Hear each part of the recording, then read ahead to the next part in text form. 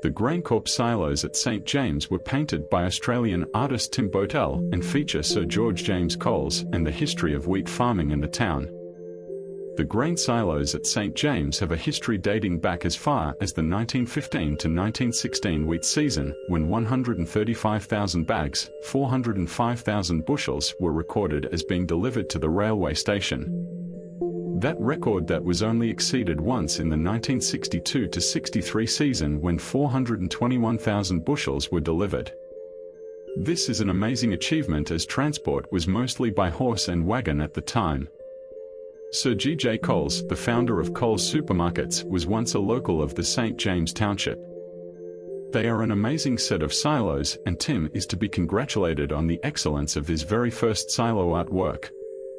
They are the fourth silos to be included in the North-East Victorian Silo Art Trail. Tim Bowtell's later work in silo art may be viewed at nearby Colbinabbin, video of which is featured on this channel.